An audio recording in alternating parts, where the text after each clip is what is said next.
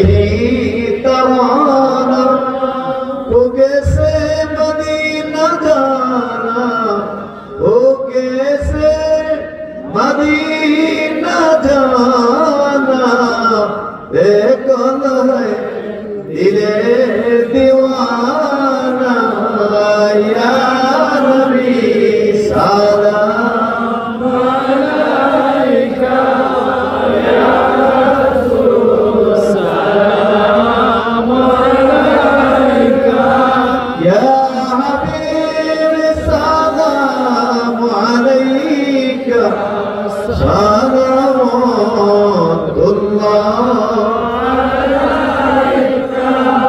নবীজির আব্বা আব্দুল্লাহ নবীজির আম্মা আমেনা নবীজির দুধমা হালিমা নবীজির রওজা মদিনা ইয়া নবী সালাম